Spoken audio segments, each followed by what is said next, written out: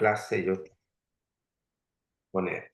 Muy bien, vamos entonces a la Biblia, al libro de Deuteronomio, ya, y vamos a abrir en el capítulo 23, versículo 15, ya. Hay tanta enseñanza que es bien difícil ir avanzando como pretendo dos capítulos por clase, porque es mucha la enseñanza que hay en este libro. Hay una explicación, una exhortación por parte de Moisés muy minuciosa de muchos detalles de la ley, ya que si bien es cierto fue presentada desde el libro de Éxodo, ya, y también por supuesto desarrollada en Levítico, este Deuteronomio como un mensaje especial a la nueva generación que entrará en Canaán, pareciera que lleva un énfasis aún, diría, como un mensaje más detallista. Hay un mayor detalle en las enseñanzas que se abren aquí en este libro, que también es parte de la ley. Y nosotros en este discurso de Moisés alcanzamos a llegar al capítulo 23, hasta el versículo 14, hasta las leyes sanitarias. Entonces, ahora vamos a ver las leyes humanitarias. Así que leemos en Deuteronomio 23, versículo 15 y 16. Dice, no entregarás a su señor el siervo que se huyere a ti de su amo. Morará contigo en medio de ti en el lugar que escogiere en alguna de tus ciudades, donde a bien tuviere, no le oprimirás.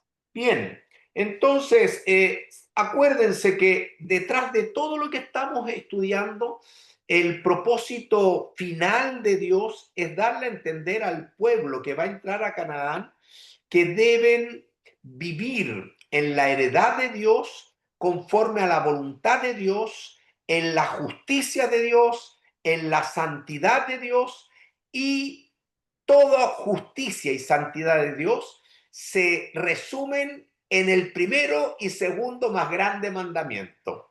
Amar al Señor con todo el corazón, pero amar al prójimo como a ti mismo. El Señor Jesús, antes de ir a la cruz, también le dijo que en esto debieran conocer todos los demás, los inconversos, el mundo entero debiera conocer en esto que soy mi discípulo, en que se amen los unos a los otros. Esos son los principios que están detrás de toda esta enseñanza. Así que el amor al prójimo, hermano, aquí realmente se expresa a través de estas leyes que el Señor nos comparte. Por ejemplo, en lo que hemos leído, versículo 15 y 16, ya se privilegia los derechos humanos de la persona. La persona que se refiere aquí es un esclavo que vive su esclavitud fuera de Israel, quizás en naciones vecinas que tenía la característica esa esclavitud de ser muy inhumana, muy cruel. Y por algún motivo el hombre se cansa y escapa buscando refugio en Israel. Y llega ese esclavo a Israel. Él es propiedad del amo, pero Dios muestra que por sobre los derechos de propiedad de un amo sobre el esclavo están los derechos del ser humano, es decir, del esclavo. Por lo tanto, si ese esclavo huye ya de la crueldad de la esclavitud extranjera y llega a refugiarse bajo el pueblo de Israel, bajo algún israelita, por supuesto, Israel, nadie en Israel podía ya estar obligado a devolver al esclavo. Ya, si el hombre llegaba sufriente a buscar ayuda, Israel no tenía, no debía regresarlo a su amo, aunque él tenía derechos de propiedad, aunque él hubiese gastado dinero en el mercado de esclavos comprándolo, vaya a saber. Ya es verdad que Dios respeta, pero aún sobre el derecho de propiedad está el derecho de la persona, ¿ya? Y Israel, que tenía un pacto mosaico, ¿ya? Que era exclusivo. Recuerden que Dios le dijo que ellos no tenían que hacer alianza con otros pueblos. Entonces, había una teocracia muy clara y esto marca una distinción, como muchas cosas. Jehová uno es, amarás al Señor tu Dios. Eso no, marca una diferencia. Canaán era politeísta, por ejemplo, ¿ya? Y Canaán tenía un sinnúmero de reglas, de leyes, pero leyes humanas. Pero aquí se presenta la ley del Dios vivo.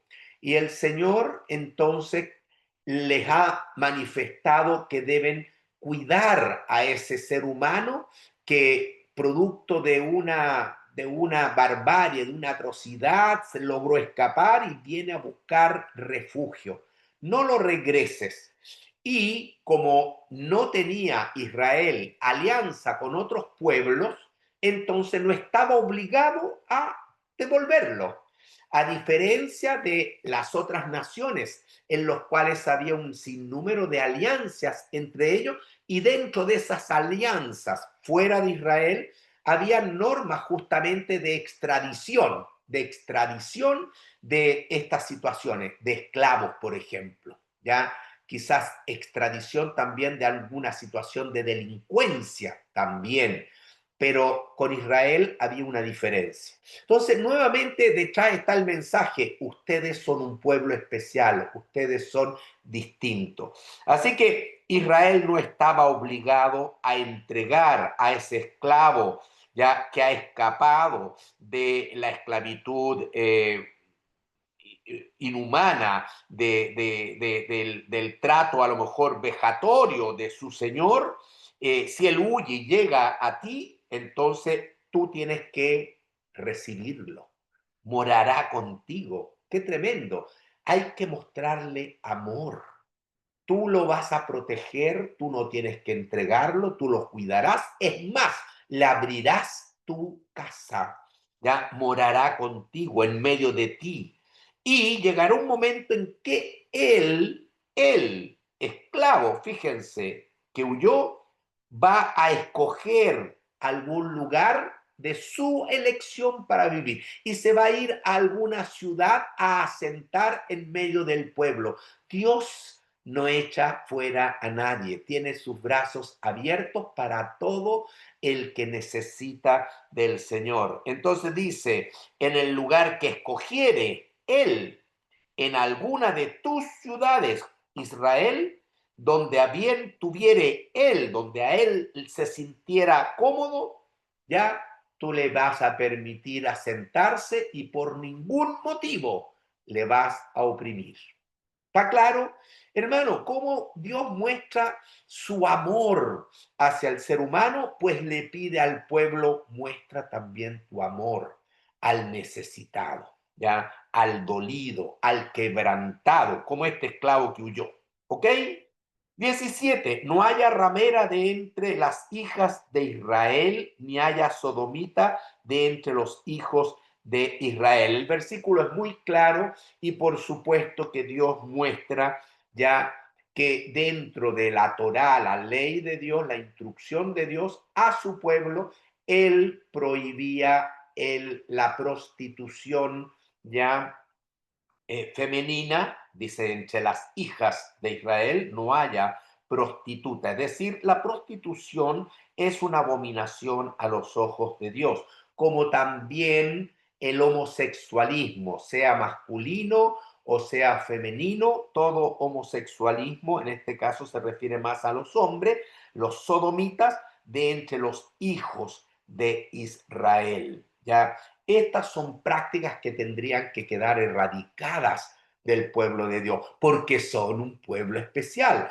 lo que era muy común justamente en las naciones de Canaán e incluso aún fuera de Canaán, es decir, en la periferia, en todas las naciones general que se habían organizado bajo gobiernos humanos. En general la práctica de la prostitución como la práctica del homosexualismo era realmente muy común y cada día crecía más. Es más, incluso se había infiltrado dentro de la práctica de adoración a los dioses falsos, ya las prostitutas o prostitutos sagrados, ya que normalmente también habían relaciones hetero como homosexuales. Dice, además, la prohibición de la práctica era una abominación traer una ofrenda con ese dinero mal habido, ¿entienden? Eso para Dios no, él no lo iba a recibir, ¿ya? Así que no traerás la paga de una ramera ni el precio de un perro. Perro acá, ya que le significa también homosexual, sodomita. A los sodomitas también se les llama keleb. Keleb es una palabra en hebreo que sirve para perro como también para homosexual. ¿Ok? Entonces, no puedes traer la ganancia que se haya generado por medio de la práctica de prostitución o incluso la práctica de la sodomía, ¿ya?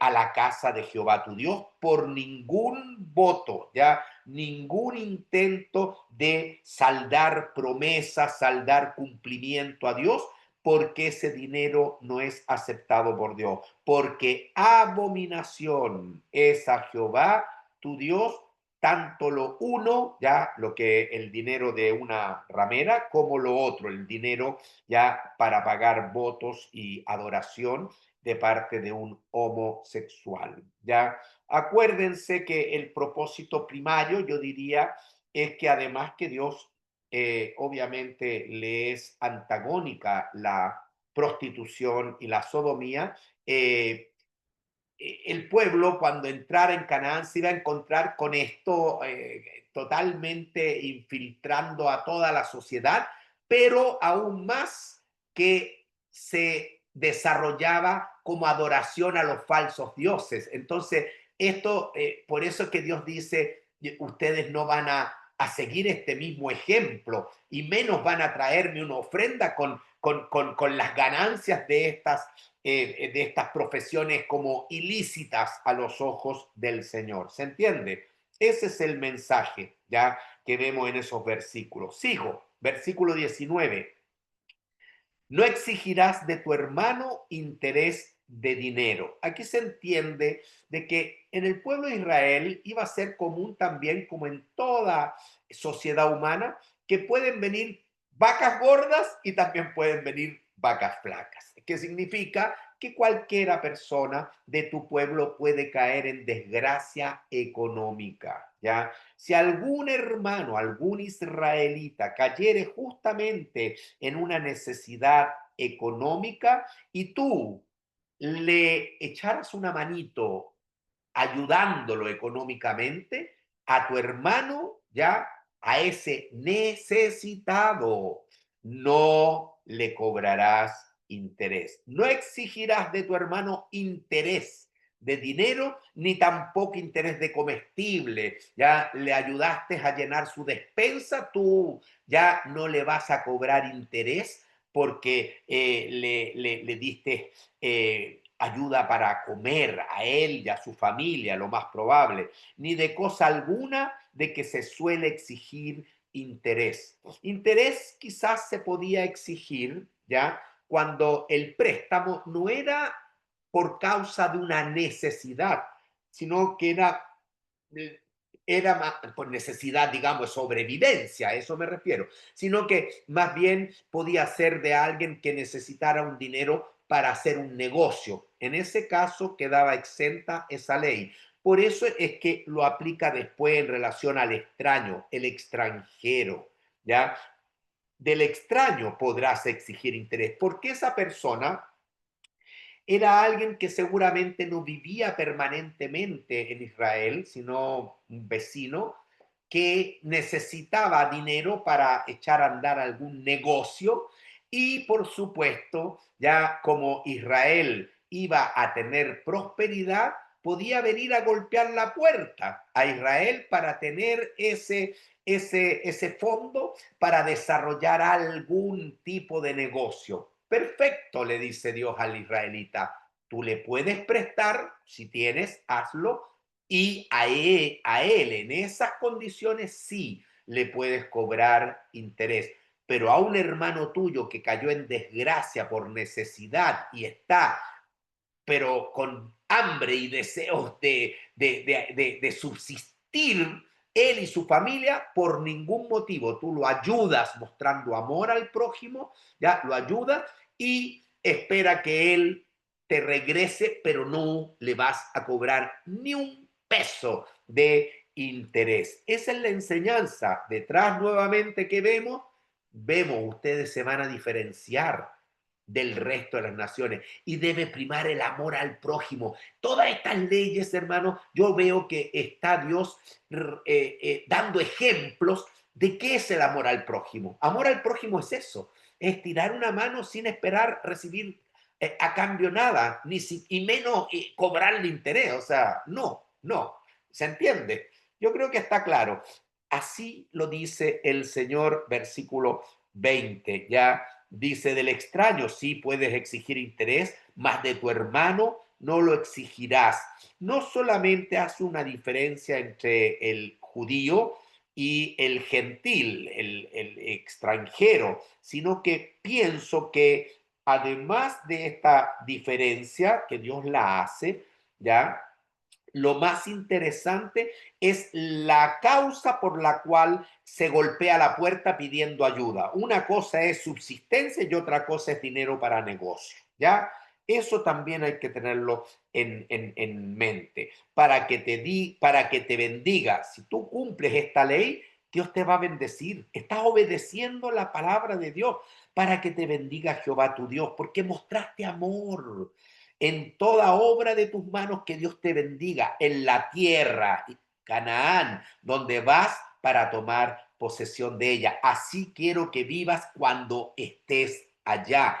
Este es el testimonio que yo demando de ti, distinto a todo el testimonio que se ve en las naciones vecinas. ¿Está claro? Ahora, 21. Cuando haces voto a Jehová, tu Dios, no tardes en pagarlo. Aquí la gran enseñanza es: yo soy un Dios fiel, yo te hago promesas y yo las cumplo. Tú tienes que imitarme. Por lo tanto, cuando tú hagas una promesa, un voto, ¿ya? Asegúrate de que lo vas a cumplir prontamente, ¿ya?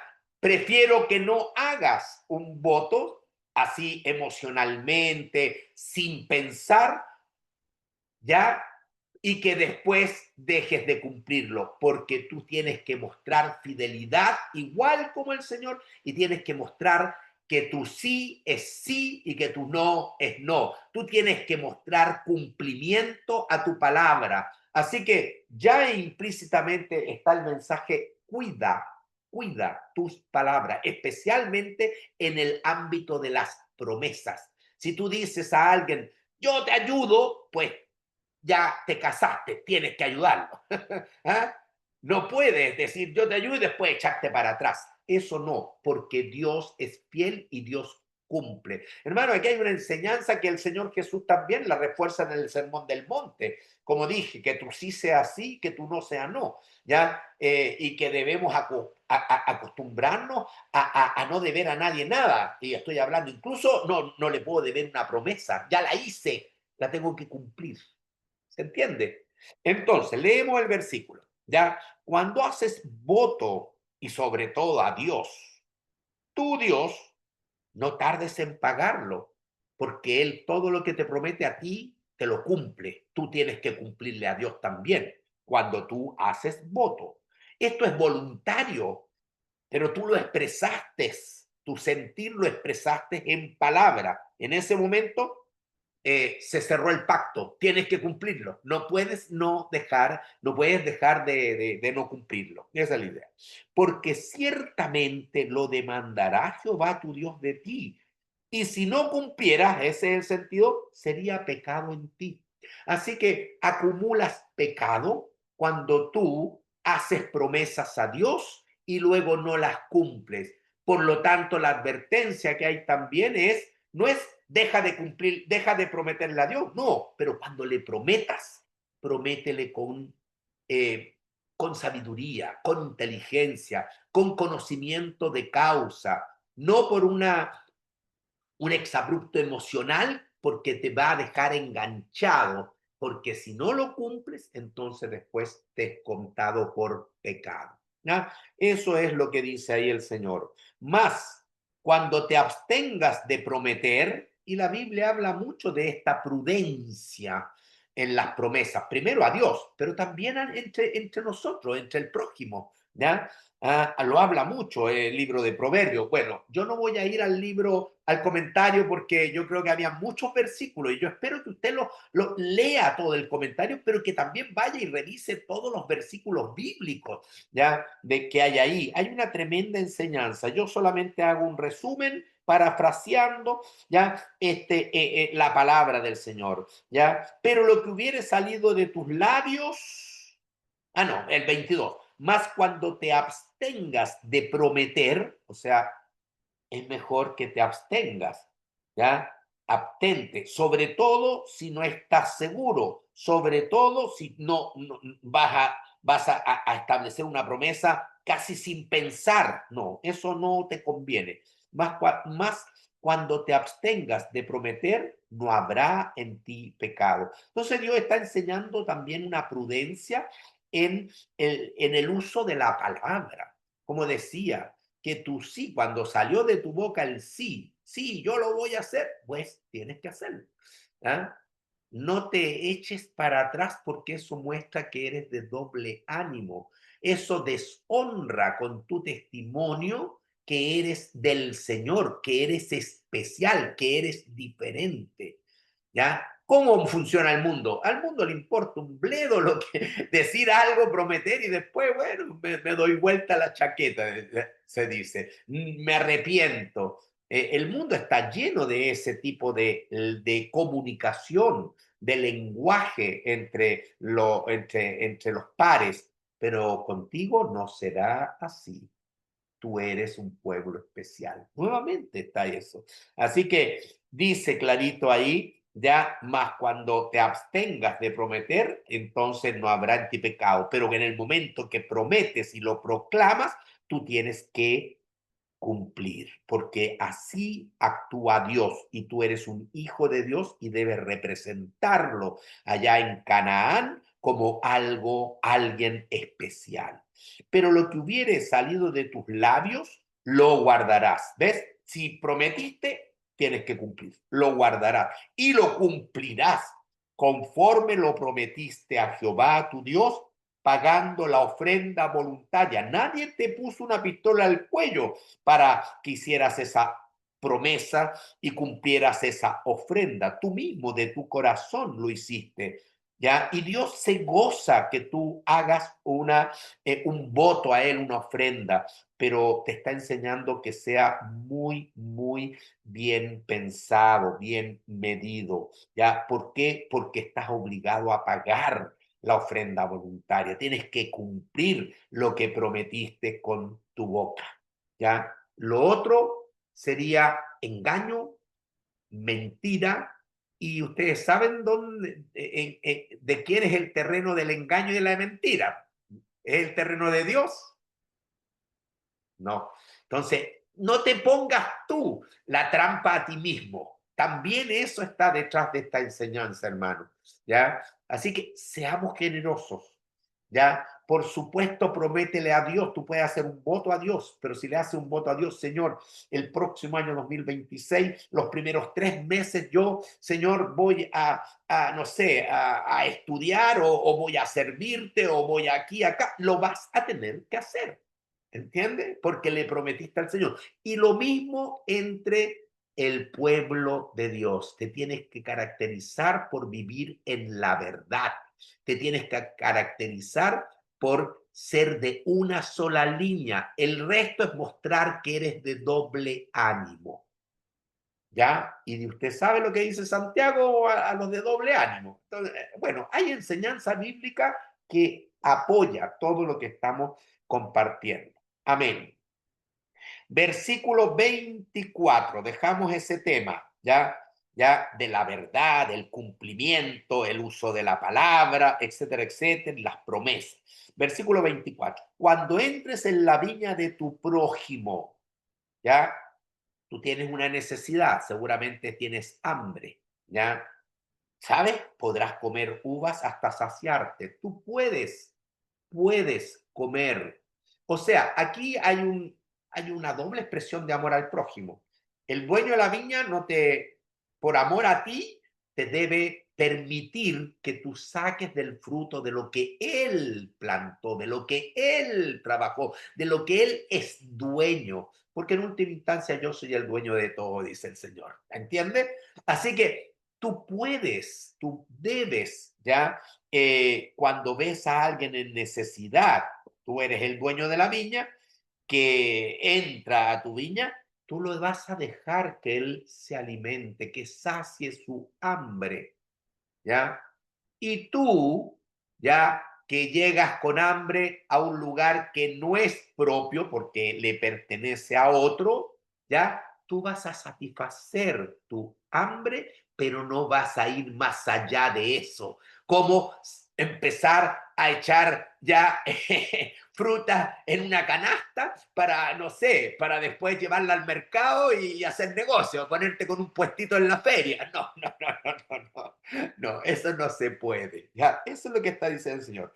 Cuando entres en la viña de tu prójimo, qué tremenda misericordia. El Señor espera que si has recibido de gracia, porque de gracia Dios te salvó, de gracia Dios te provee, de gracia Dios te da todo lo que has logrado y tienes un terreno y pusiste plantita, arbolito y el Señor te los ha germinado y tienes gran producción y gran cosecha.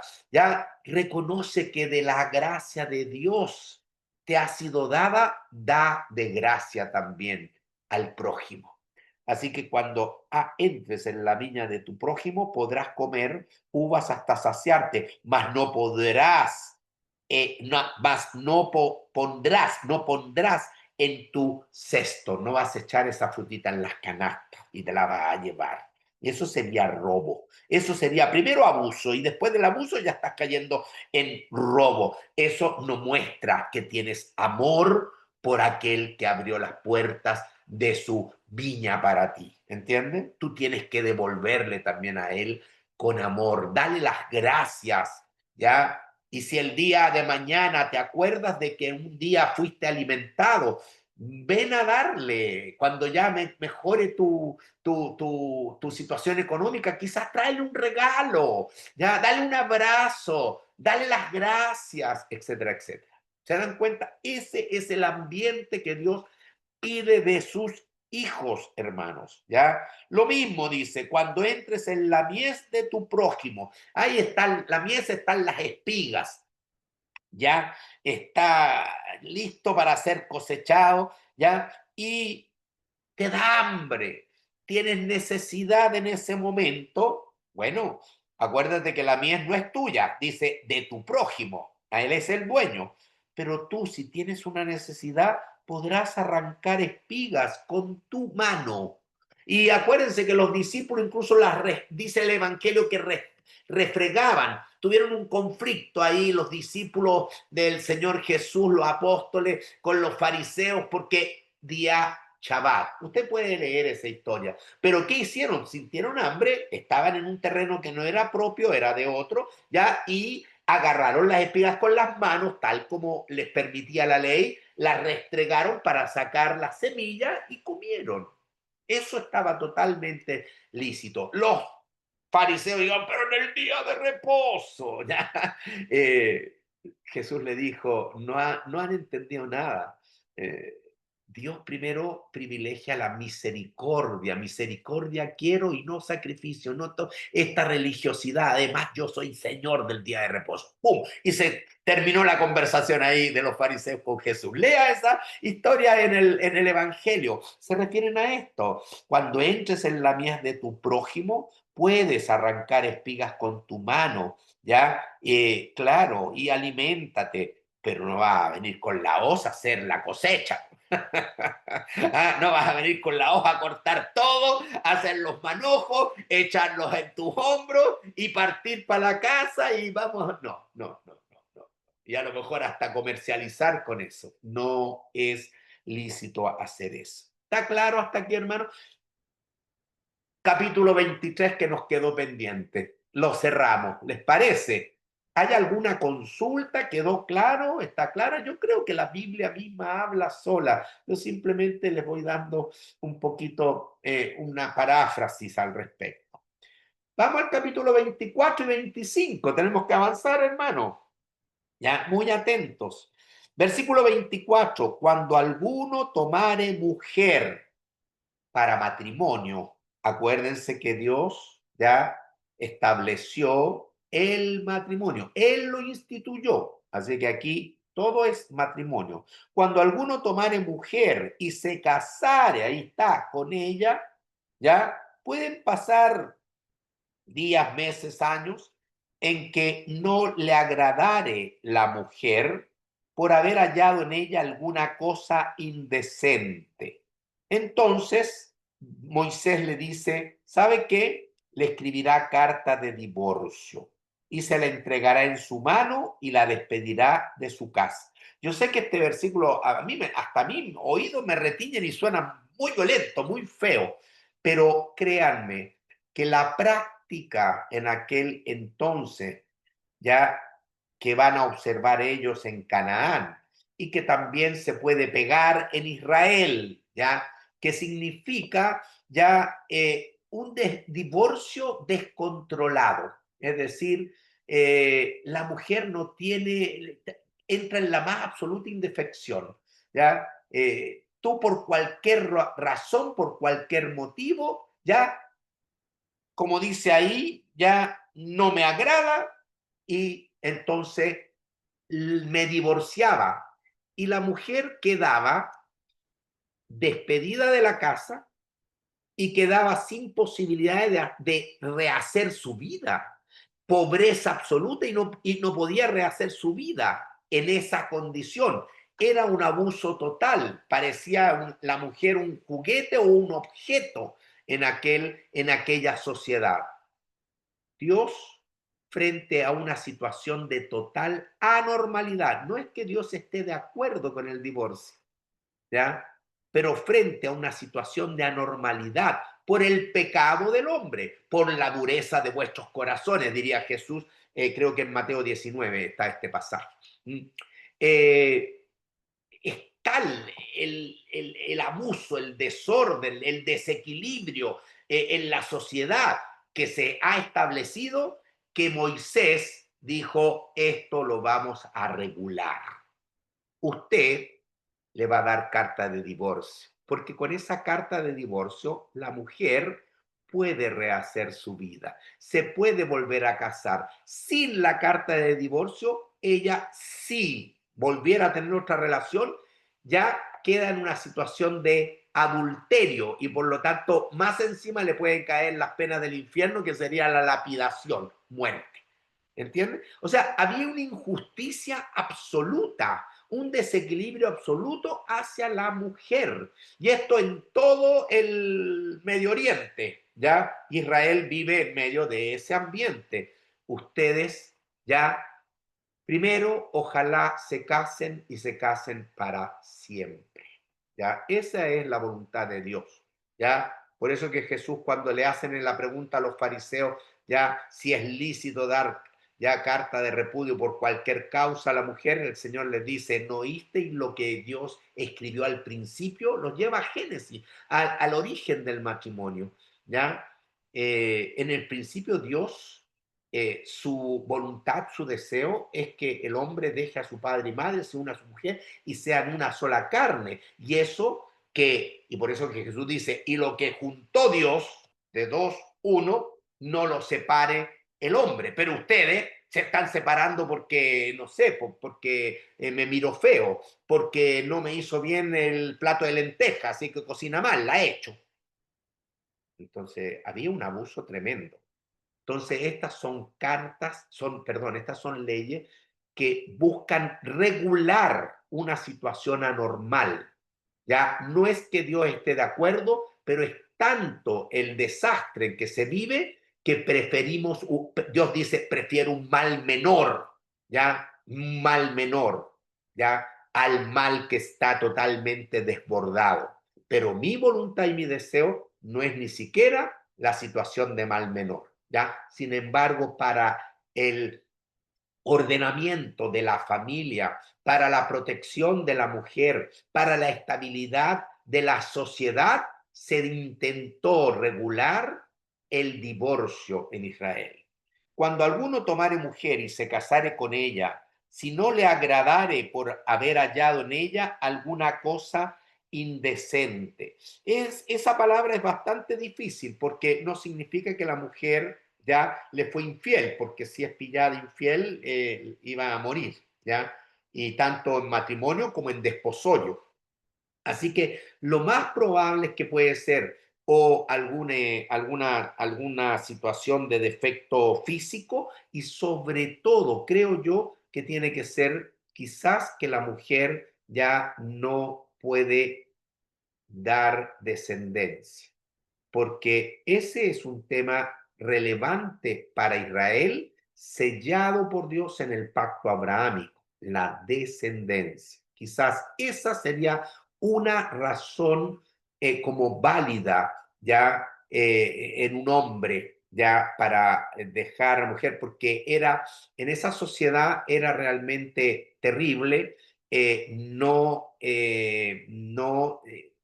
crear descendencia.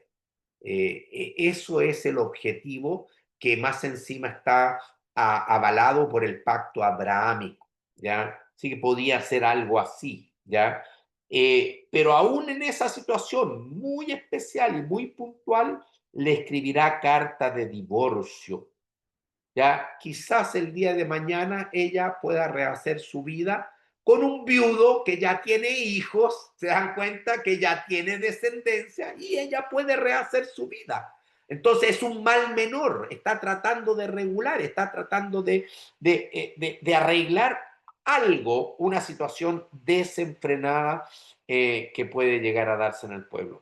Y se la entregará en su mano y la despedirá de su casa y salida de su casa podrá ir y casarse con otro hombre. Ese es el gran, es una ventaja, es una ayuda. Esta ley para la situación del Medio Oriente era realmente revolucionaria. Ya hemos visto algunas leyes revolucionarias. Ya el tema, ¿se acuerdan de esa esclava como botín de guerra que un judío la encontró atractiva? ¿Se acuerdan de eso? Oye, totalmente distinto el comportamiento a lo que era una esclava que es atractiva, ¿ya? Y que es un botín de guerra, o sea, es un objeto, o sea, cualquiera otra persona llega a la fuerza y la viola, pero Israel jamás. Jamás. Tú tienes que llevarla a tu casa y había una serie de leyes de esperar que desarrolle su luto, y luego te casas con ella. ¿Mm? Ok. Entonces, aquí lo mismo, ya esto es una ley totalmente revolucionaria para la época, ya.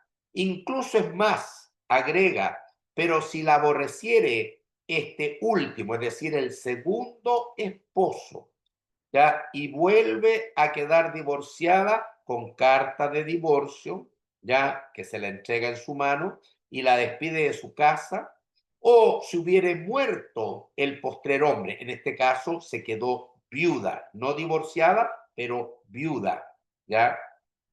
o si hubiere muerto el postrer hombre que la tomó por mujer, segundo esposo, no podrá el primer marido, el que se divorció de ella en primera instancia, él no podrá ya volverla a tomar porque la despidió, ya la envilezó para que sea su mujer. No la puede volver a tomar para que sea su mujer después que fue envilecida, dice, porque es abominación delante de Jehová y no has de pervertir la tierra que Jehová tu Dios te da por heredad.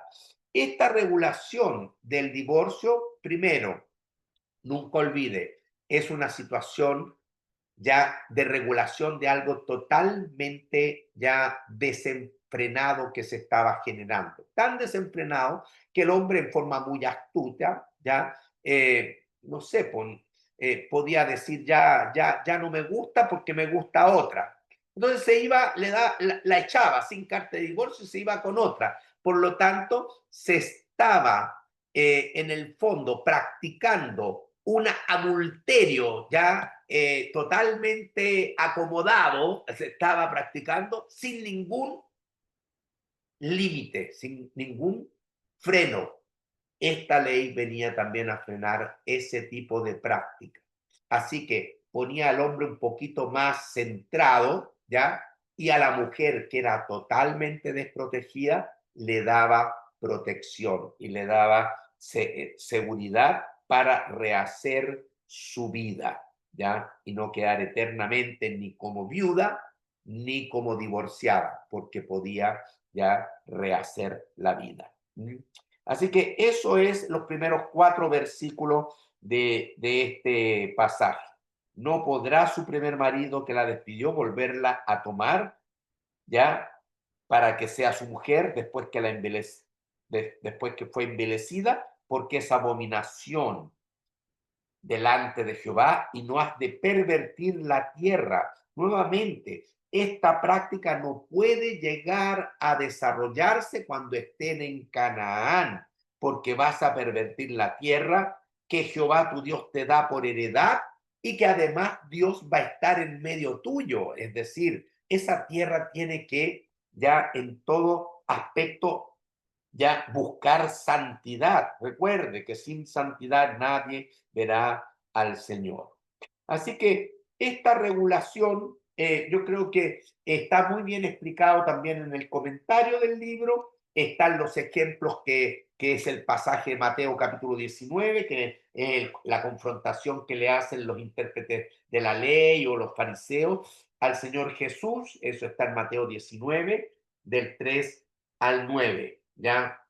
Así que ni el divorcio, ni tener varias mujeres, la poligamia fue algo que estaba en el corazón de Dios, no es algo que le agrada a Dios, pero a causa del pecado del hombre que entró en estas dos situaciones, divorcio y poligamia, Dios entonces empieza a regular situaciones que están saliendo de fuera de control. ¿Entiendes? Y dañando enormemente a todo el matrimonio, a toda la familia y a toda la sociedad. Por eso que habla el libro, ya que Jesús lo consideró esta situación del divorcio como una posibilidad, como el menor de los males, cuando se trata de regularizar situaciones quebrantadas por la dureza del corazón del hombre. Amén.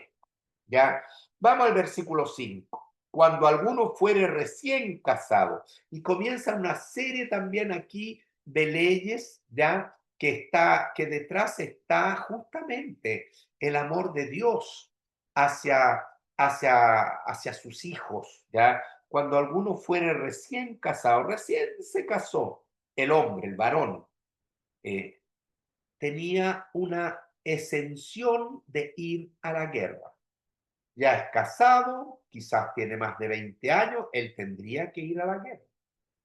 Sin embargo, como recién casado, Dios le otorga ya el permiso de no ir a la guerra, ya ni que se ocupe en ninguna otro tipo de cosa, sino que tiene que estar exclusivamente ya durante el primer año, estará libre, estará en su casa por un año, ya para alegrar a la mujer que tomó. O sea, tiene que dedicarse exclusivamente ya a ser feliz con la mujer con la cual se casó. Aunque la guerra esté arreciando, el recién casado varón estaba libre de ir a la guerra. Su primera responsabilidad era quedar en casa con su esposa ese primer año. ¿Ok?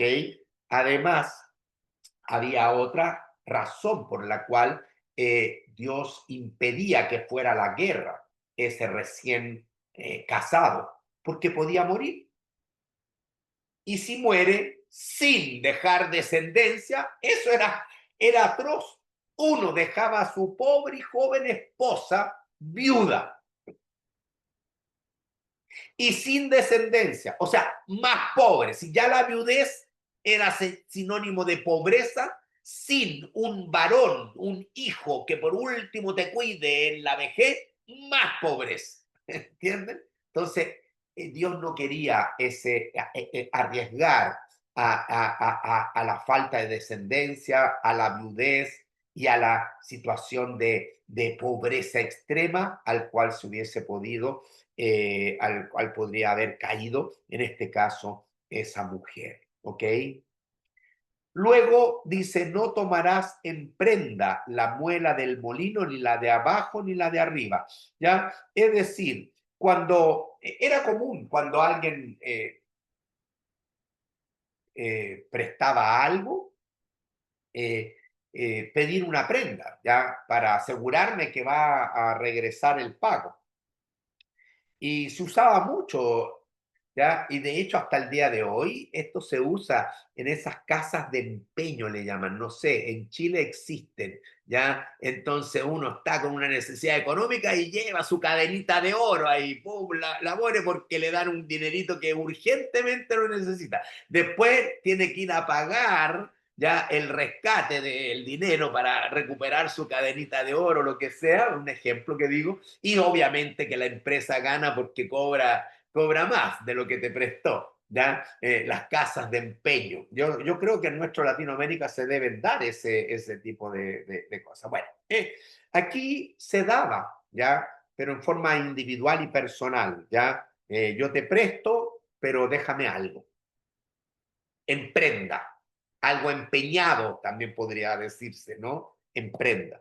Pero lo que no puede quedar en prenda es algo que atente contra la alimentación, contra la subsistencia del necesitado. Tú como prójimo no puedes pedir en prenda algo que está poniendo en riesgo ya la alimentación, la subsistencia de esa persona, incluso de su familia. Por ende, no le puedes pedir en prenda ya esa piedra de arriba o de abajo, que es del molino para moler los granos, hacer harina y de ahí el alimento básico, el pan para los suyos. Tú no puedes hacer eso, ¿ya? Porque sería tomar en prenda la vida del hombre, ¿se dan cuenta?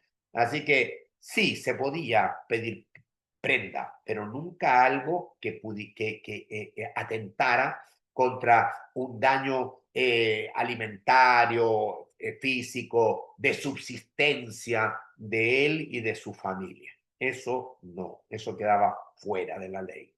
Cuando fuere hallado alguno que hubiere hurtado, pero aquí se refiere el hurtado, hurtar persona. Entonces aquí en vez de hurtado usted le puede poner rapto o secuestro. Se trata aquí el tema del secuestro, ¿ya? Cuando fuera hallado una persona que secuestró a uno de sus hermanos y hijos de Israel, ¿se imaginan?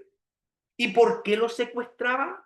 Lo secuestraba para después así, a escondida, ver la posibilidad de hacer ganancia, de venderlo como esclavo. ¿Se imagina? José, acuérdense que ya fue vendido como esclavo, o sea, vivió un secuestro, claro, porque lo tiraron al pozo y ahí quedó secuestrado el pobre, ¿ya? Y fue vendido como esclavo. ¡Wow, hermano! todos los hijos de Jacob que vendieron a José, según este pasaje de la ley, tenían sentencia de pena de muerte, o sea, debían haber muerto. Ahí se ve la misericordia de Dios, cuando José los perdona, ¿ya? Y les da vida en medio de esa hambruna, ¿ya? Bueno, la historia está en Génesis y es maravillosa. Entonces, cuando fuere hallado alguno que hubiere hurtado a uno de sus hermanos hijos de Israel y lo hubiere esclavizado, o sea, el propósito del rapto, del secuestro, era hacer dinero, ¿ya? ¿Por qué? Porque lo vende como esclavo, ¿ya? O lo hubiere vendido, o también lo puede dejar, digamos, secuestrado y esclavizado para hacer un abuso, ¿ya? Porque hay mano de obra gratis ahí y un montón de otras cosas. Morirá el tal ladrón, o sea, ese ladrón que está traficando con vidas humanas, ya es un secuestrador, ese es digno de muerte, morirá y quitarás el mal del medio de ti, ya. Así que eso para Dios es abominación y es un pecado grave que hay que arrancarlo del medio del pueblo de Israel. Así que el secuestro eh, eh, Dios lo condena con pena de muerte. Eso que quede claro. En cuanto a la plaga de la lepra, ten cuidado de observar diligentemente y hacer según todo lo que os enseñaren los sacerdotes levitas. Ellos eran los que diagnosticaban, los que daban las órdenes y los planes de tratamiento para todas estas enfermedades de la piel digamos, se resumen en la lepra. Ya lo vimos eso en Levítico. Hay que leer Levítico capítulo 13 y 14. Yo no voy a entrar en más detalle, pero si usted quiere saber más, ya puede leer el capítulo 13 y 14 de Levítico y va a ver cuáles eran las ordenanzas que Dios había estipulado para la lepra y qué le quedaba al leproso, ¿ya? Simplemente observar diligentemente, o sea, obedecer la instrucción que Dios había dejado estipulado en Levítico 13 y 14. Obedecer, ¿ya? Y obedecer según todo lo que enseñen quienes, los encargados, sacerdotes levitas, ellos eran los encargados. Según yo les he mandado, así cuidaréis de hacer. Tienen que cumplir al pie de la letra. Acuérdate de lo que hizo Jehová tu Dios a María, ya María por rebelarse contra la autoridad de Moisés, ya ahí mientras iban en el peregrinaje, en el camino, ya cuando salieron después de salir de Egipto, y eso lo vimos nosotros en Números, creo que es capítulo 11, no recuerdo, ya vaya a verlo, y Dios se molestó con María, la hermana de Moisés, se molestó también con Aarón, el hermano mayor y sumo sacerdote, ¿ya? Y a María sí le mostró al pueblo para que temiera a Jehová un castigo, la dejó leprosa. Y si no es por la intercesión de Moisés, María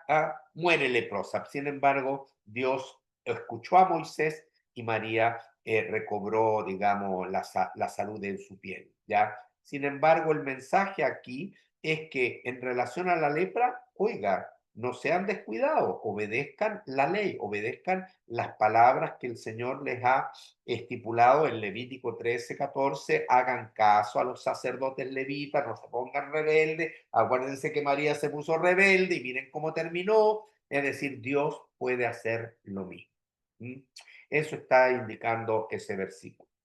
Luego, cuando entregares a tu prójimo alguna cosa prestada, ya, tú le prestas.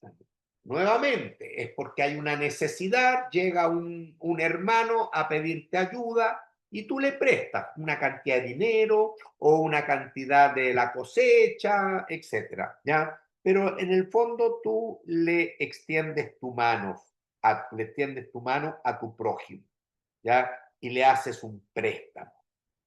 Tú, como acreedor en este caso, no puedes entrar en la casa de tu hermano, ¿ya? para tomarle prenda. Tú no puedes ya ser juez y parte.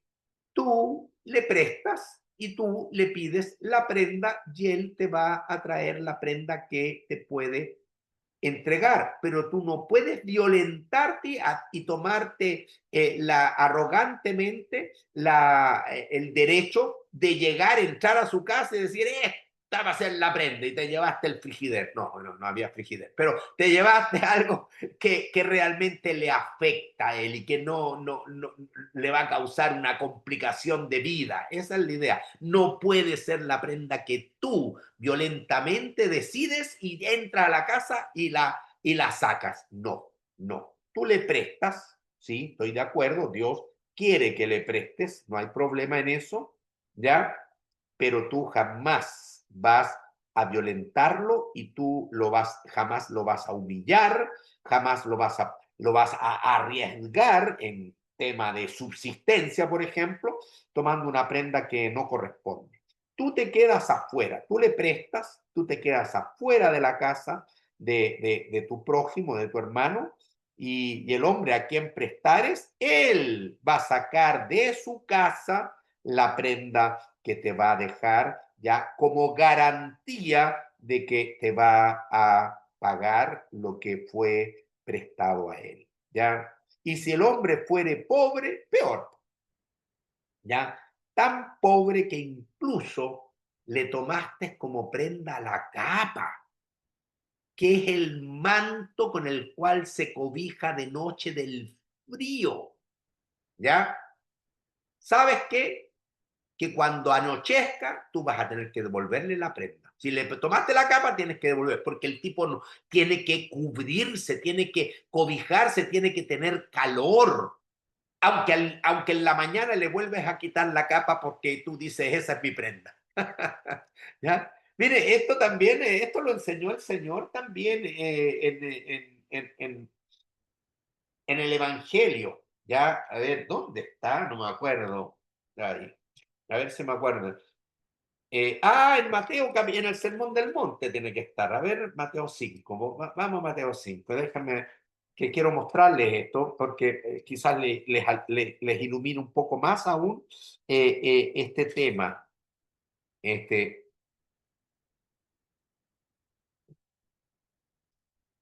¿Mm?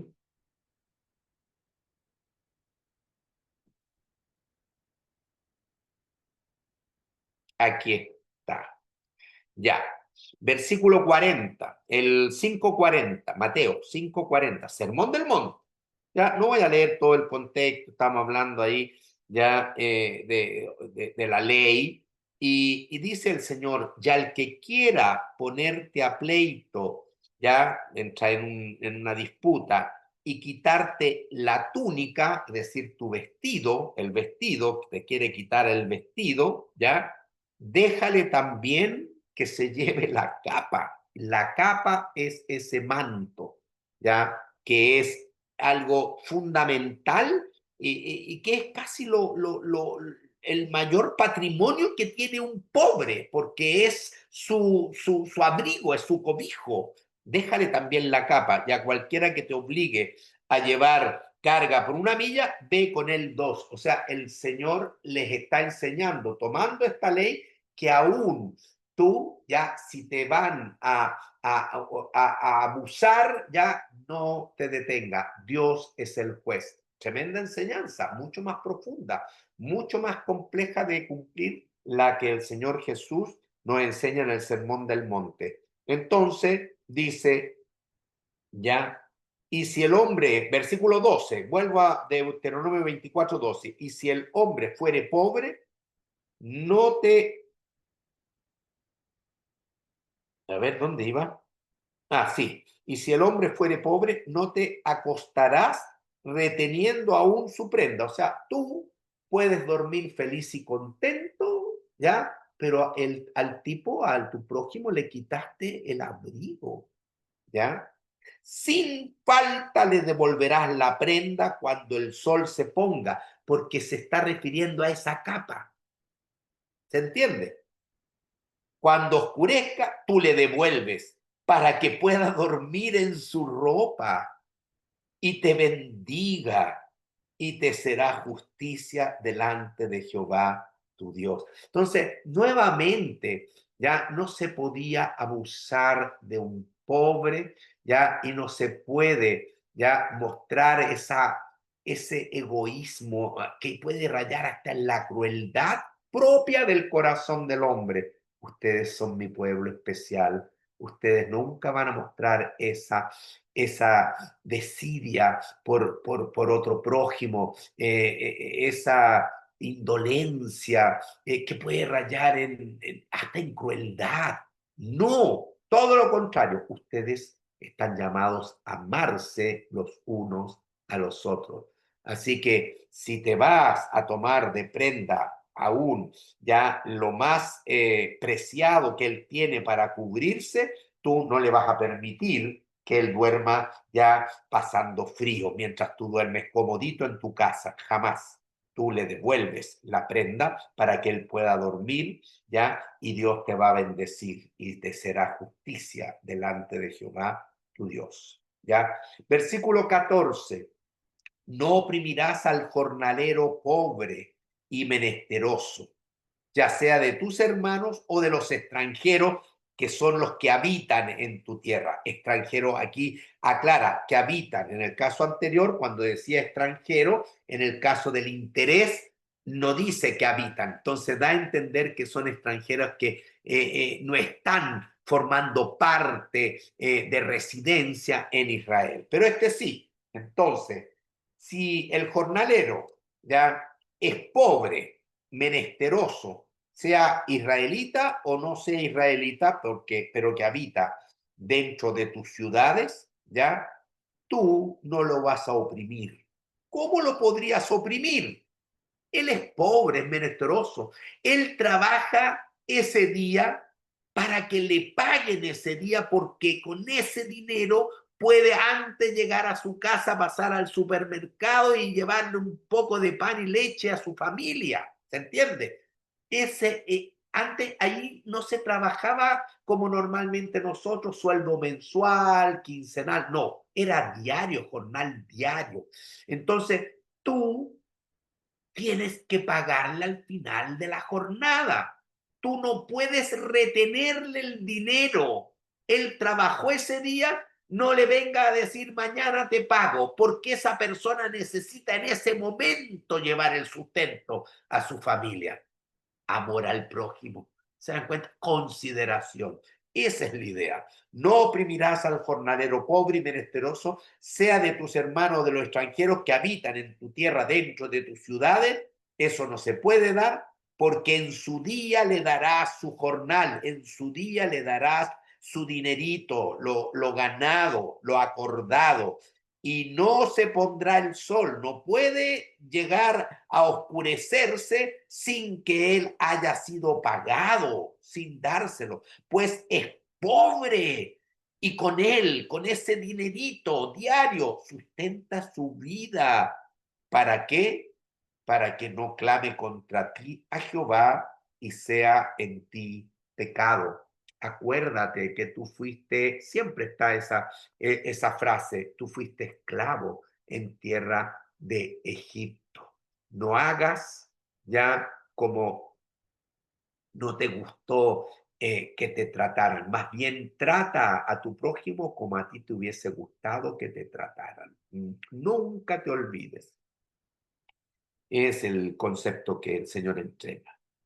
Luego, versículo 16, los padres no morirán por los hijos, ni los hijos por los padres. Cada uno morirá por su pecado. Un versículo muy interesante con una tremenda enseñanza, donde obviamente cada cual ya se enfrenta al Señor por su pecado. Es decir, la relación con Dios siempre es individual, individual. Es verdad que padres pueden realmente ser muy corruptos al punto que contaminan a sus hijos en el camino del mal y por lo general esa mala crianza se puede expresar en la primera, segunda, tercera, hasta cuarta generación, ¿ya? pero no es lo que Dios desea, sino es a causa del pecado del hombre, del pecado del padre. ¿Ya? Aún así, a pesar de que está ya induciendo a un ambiente ya pecaminoso a su descendencia, cada uno va a ser, va a presentarse ante Dios con su pecado individualmente. Nuevamente esa enseñanza está muy clara aquí. ¿Ya? Incluso dice ahí el comentario de que en Medio Oriente esto se podía ver en alguna de las naciones.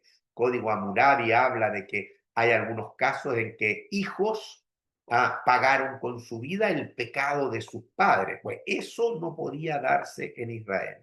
Cada uno paga por su propio pecado. ¿Está claro? Versículo 17, vamos avanzando. No torcerás el derecho del extranjero, ni del huérfano, ni tomarás en prenda la ropa de la viuda. Aquí en el versículo 17 está mencionando los más desposeídos. ¿Ya? Es el extranjero, el huérfano y la viuda. Son los que están, digamos, más desposeídos debido a que no tienen tierra que producir. El extranjero llega y no tiene tierra, ¿ya? El huérfano, ya niño, joven, no tiene quizás las fuerzas para desarrollar una labor, un trabajo ya remunerativo. Y la viuda es lo mismo, ya tiene seguramente su edad, eh, y no queda con absolutamente ninguna protección, ¿ya? Sobre todo la que incluso no tuvo hijos, ¿ya? Así que por razones de amor al prójimo y especialmente de cuidar el derecho de los más pobres, ya tú no te atrevas a tomar en prenda la ropa de la viuda, ya tú no puedes hacer más pobre a alguien que ya está condenada a ser pobre, ya todo lo contrario, tú tienes que ir en asistencia a esas personas tan humildes. Por eso que Santiago habla del huérfano, habla de la viuda en el capítulo 2, ¿ya? Hablando de que la religión pura y sin mancha es esa, ayudar a este tipo de personas. Entonces, por ningún motivo vas a abusar de eso. Eso sería lo más trágico, ¿ya?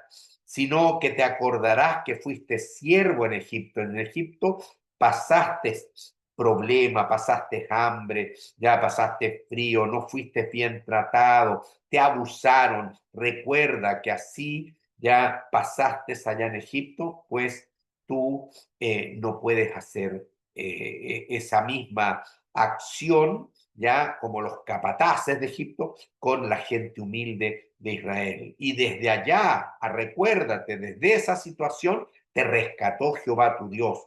Por tanto, yo te mando que hagas esto, es decir, que te comportes con ellos, ya como Dios se comportó contigo. Échales una mano, redímelos, asístelos, apóyalos, pero nunca los oprimas, nunca los oprimas. Versículo 19, cuando ciegues tu mies en tu campo, ¿ya? Y olvides alguna gavilla. Y ahí entonces se metió la hoz, se sacaron, se amarraron los manojos, se están echando en la cesta, etcétera. Y después entonces todos los trabajadores van llevando las gavillas, las cestas, ya a los graneros, no sé, algo así. Y alguna gavillita por ahí, alguna cesta, ya algún manojo ya se quedó ahí en el trabajo de la cosecha en el campo, tú, aunque te acuerdes, ay, se me quedó un manojo, no vuelvas por él. Ya no vuelvas, no volverás para recogerla. Déjala para el extranjero, para el pobre, para el huérfano, para la viuda. Está hablando lo mismo, ¿se dan cuenta? Déjalo, ya no volverás para recogerla, la das a dejar para que te bendiga Jehová tu Dios en toda obra de tus manos. Es decir, piensa en las necesidades de tu prójimo y trata de dejarles a ellos. No rebusques hasta la última semilla para ti. No seas egoísta, ya no seas avaro. Sé desprendido, generoso, dadivoso, misericordioso, porque Dios así ha sido contigo. Incluso cuando sacudes tus olivos, entonces el olivo se sacude. ¿Para qué? Para que caigan las aceitunas, las olivas. ¿Ya? Bueno, sacúdelo, lo que cayó, recógelo y llévatelo a tu casa. Pero no vengas a subirte al árbol, a recorrer todas las ramitas del olivo que has dejado tras ti, para sacar todas las aceitunas. Deja esas ramas que todavía tienen alguna carga de fruto para el extranjero, para el huérfano, para la viuda. Qué lindo, hermano. Esa es la enseñanza. Y así debiéramos nosotros. Estas son principios. Yo sé que usted a lo mejor no tiene un olivo en su casa y no va a sacudirlo, pero el principio es el mismo. Es el mismo. ¿Está claro? ¿Ya? De ser generoso, de amar al prójimo. Lo mismo cuando vendí mi estuvilla. Vas por tu viña y vas sacando y cortando los racimos de uva, ya sea para usarlos como fruta o para tirarlos al lagar y preparar vino. Mira, ya tú vas a hacer la cosecha de tu viña, ¿ya? Y vas a estar contento cortando esos lindos racimos, ¿ya? Pero, por favor, anda haciendo tu cosecha y avanza y no retrocedas. ¡Ah! Y parece que se me quedó un racimito allá atrás. No retroceda. Lo mismo que las gavillas. No vaya a buscarlas, ¿ya? Dice aquí, ya dice, ya cuando vendimias tu viña, no rebuscarás tras de ti. No vas a regresarte con lupa a mirar qué uvita se te quedó por ahí. No, eso no puede ser. Déjala para el extranjero, para el huérfano, para la viuda. Acuérdate nuevamente que fuiste siervo en tierra de Egipto. Por tanto, yo te mando que hagas esto, ¿ya? Que no actúes como Faraón, que no actúes como el capitán egipcio, que actúes todo lo contrario, actúa como José, perdona, ama, provee, asiste. Esa es la gran enseñanza que nos deja el capítulo 24. Amén. ¿Cómo vamos? Wow. Ya, nos queda un poquito. Vamos al 25. Leemos y vamos explicando. No tengo más tiempo, pero igual cualquier cosa o me interrumpe o anote y quizás al terminar la exposición podemos hacer unas preguntas y respuestas, una mesa redonda, como usted desee. 25. Si hubiere pleito entre algunos y acudieren al tribunal para que los jueces los juzguen, estos absolverán al justo y condenarán al culpable. Una ley que tiene que aplicarse. La justicia del Señor allá en Canaán tiene que aplicarse. Estamos hablando de justicia judicial, ¿ya? Es decir, hay pelea, hay diferencia, hay controversia entre algunos de ustedes, ya hermanos, porque son israelitas, ya, y no lo pueden resolver por sí mismos, ya, que ese sería el ideal, no llegar al tribunal. Pero como no lo pudieron resolver ese pleito entre ustedes, van al tribunal, ¿ya? Para que los jueces determinen lo que es justo. Bueno, el tribunal tiene que hacer bien su trabajo. El tribunal aplicará la justicia, se absolverá al justo y se condenará al culpable. ¿Ya? No quiero una justicia ya totalmente tergiversada, manoseada, sobornada, ¿ah? Que se trabaja con cohecho o por influencias, lo que decimos en Chile, el pituto, tener un pituto, ya que es tener una influencia, ya que te puede dar un beneficio. Eso quedaba totalmente excluido dentro de la justicia de Dios en un pueblo que tenía que vivir especial, separado, distinto, testificando de que somos hijos de Dios. ¿Amén? Amén. y si el delincuente mereciere ser azotado. O sea que estos tribunales judíos podían al condenado imponerle una pena. Esa pena podían ser azotes, azotes.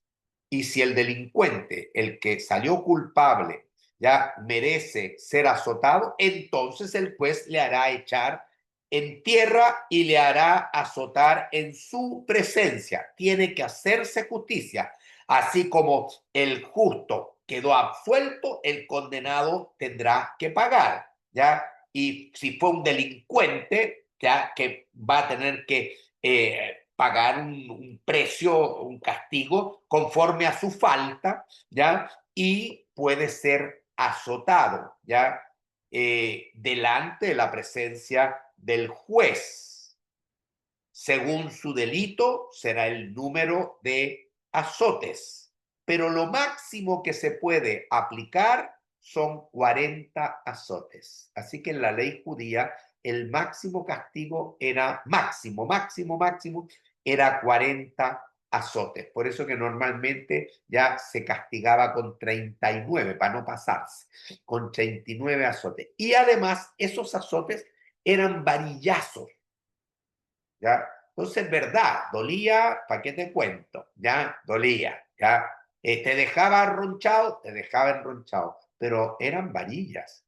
Los azotes de los romanos eran látigos, tiras de cuero en las cuales las puntas ponían elementos cortantes, de tal manera de que al llegar en contacto con la espalda, por decir, del condenado, penetraba la piel, la epidermis, la dermis, y llegaba incluso a la masa muscular.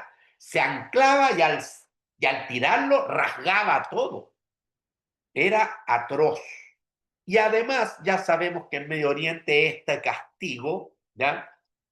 Según el código Hammurabi, podía llegar hasta 60 azotes. Dios lo restringió, lo manda a hacer un castigo con un elemento que nos causa un daño mortal, como el látigo de cuero con elementos cortantes, varilla, y además lo restringe a un máximo de 40. Por eso es que Pablo dice que 4 veces fue azotado, con 39 azotes en Hechos. ¿Ya? Búsquelo, está en el comentario.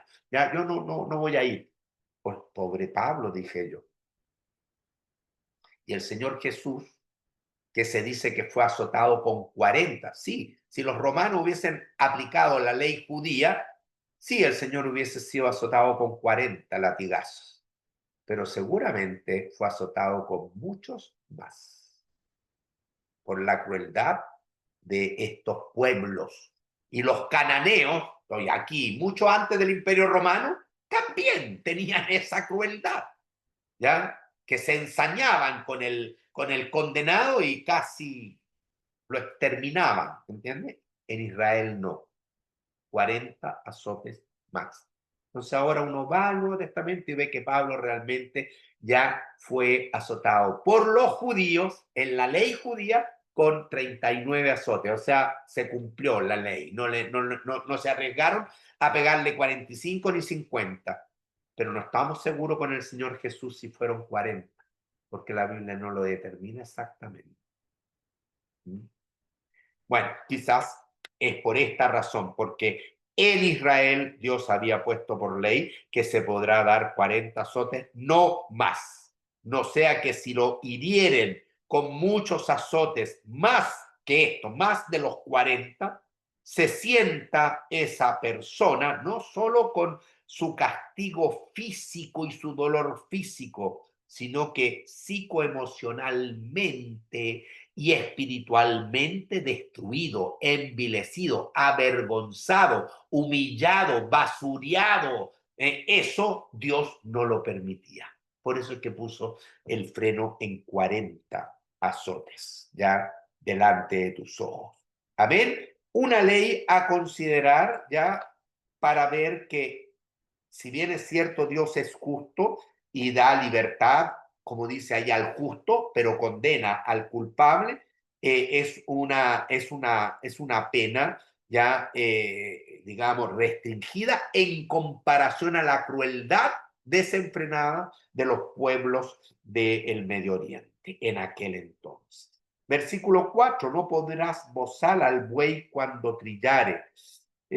Primero que nada, es una ley que protege a los animales. ¿Ya? No trates mal a tu animalito. ¿Ya? Si tienes un buey que te sirve, que te ayuda, ya no le pongas bozal para que él sufra, ya porque si tiene sed no va a poder tomar agua y si tuviera hambre, ya de repente ya tiene por ahí un pastito, déjalo que coma, ya cuídalo. Aquí hay un cuidado en el fondo de los animales detrás y ya lo vimos, ¿se acuerda?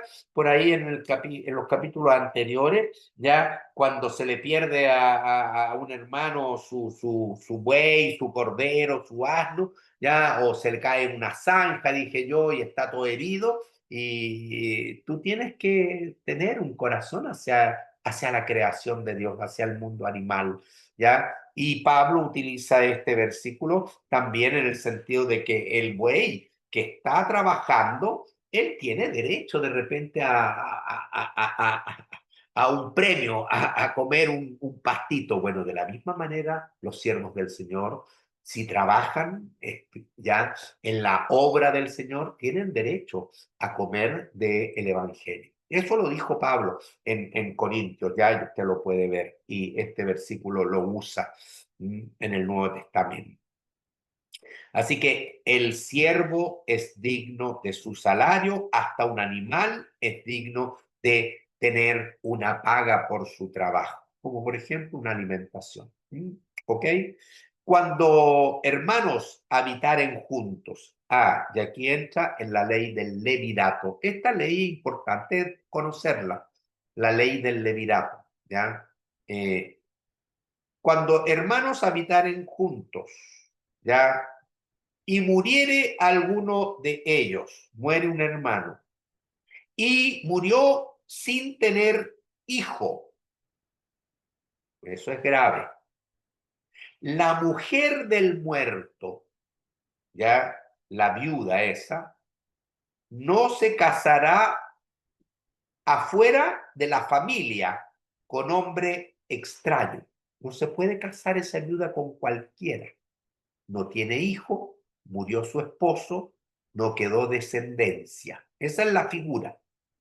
Su cuñado, o sea, el hermano que queda con vida, el hermano del muerto, el cuñado de la viuda, el hermano de la el cuñado de la viuda, el hermano del muerto, del hermano muerto, su cuñado, se llegará a ella y la tomará por su mujer. Tenía que casarse el cuñado con la viuda, ¿ya? Y hará con ella parentesco. Y el primogénito, el primer hijo, acuérdense que no había dado a luz, ¿ya? Que murió el esposo sin dejar descendencia. El primer hijo que ella diere a luz sucederá en el nombre de su hermano, es decir, llevará el apellido del hermano muerto.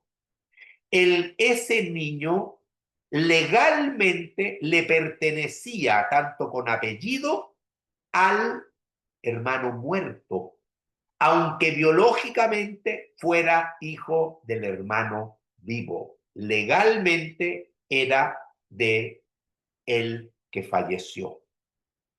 ¿Para qué? Y esta es la razón. Para que el nombre de ese que murió sin descendencia no sea borrado de Israel. Qué interesante, hermano. Yo sé que estas son leyes medias complejas y antiguas y no se aplicaría mucho hoy día, ya en nuestra cultura y en el mundo occidental. Pero esto, primero, tenía por fin que el nombre del que muere sin descendencia no pase a la historia, que quede, porque Dios realmente tiene compromiso de pacto con Abraham de dar descendencia, así que es importante.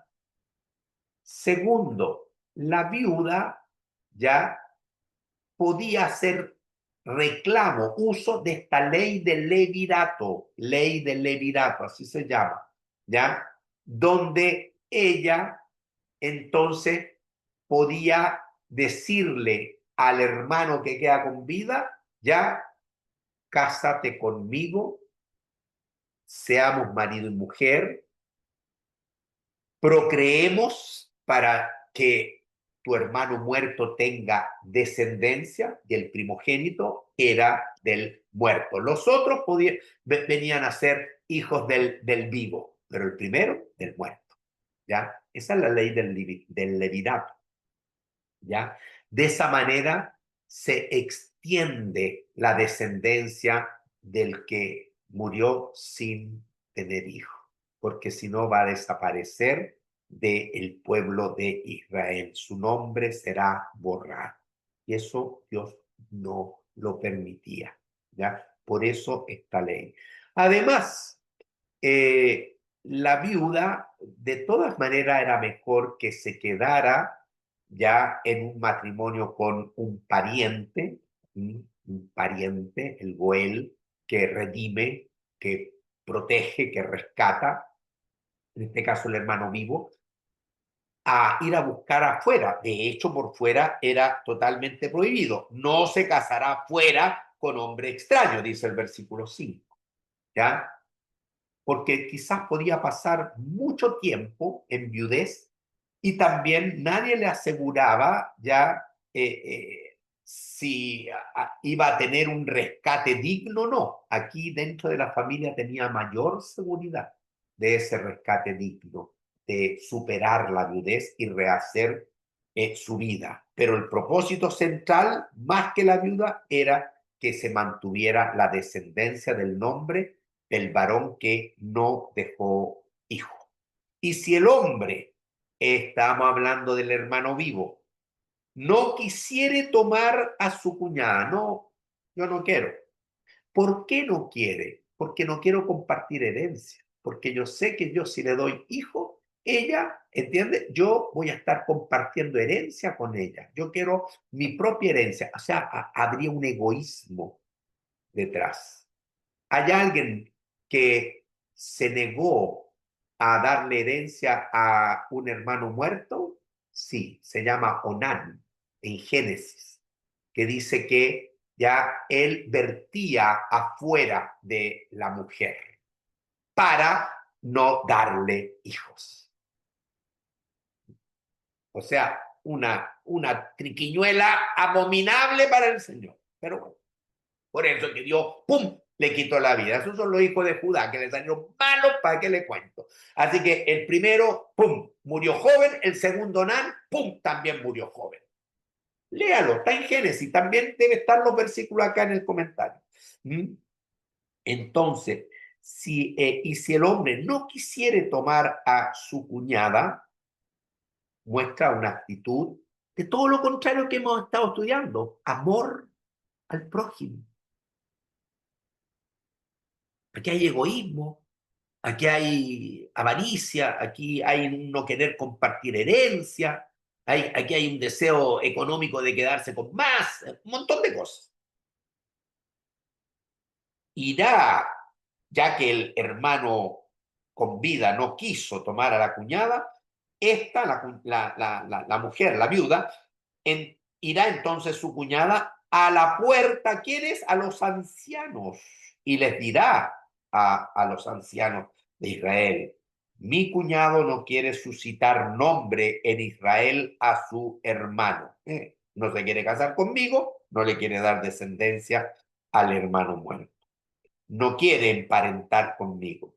Entonces los ancianos de aquella ciudad lo van a hacer venir, hablarán con él, y si él no entrara en razón y él se levantara y dijera: no quiero tomarla, no me quiero casar con ella, se acercará entonces la cuñada, ya que él se niega, a él delante de todos los ancianos. O sea que hay un estigma social, y le quitará el calzado del pie, le va a sacar un zapato o la sandalia y le escupirá en el rostro, ¿ya? O sea, será humillado. y hablará y dirá, así será hecho el varón que no quiere edificar la casa de su hermano, que no quiere aceptar la ley del levirato. Y se le dará este nombre en Israel, la casa del descalzado. Esa persona quedaba con un estigma social de ser un hombre perverso dentro del pueblo, ¿ya? Así que para no sufrir esta humillación, lo lógico era obedecer y entonces tomar a la mujer como esposa y darle descendencia a su hermano y conformar una familia, ya de tal manera de que para él iba a ser un, un buen logro, un ambiente de bendición, una familia, una esposa, hijos y honrando al hermano muerto. Esa es la ley del levirato.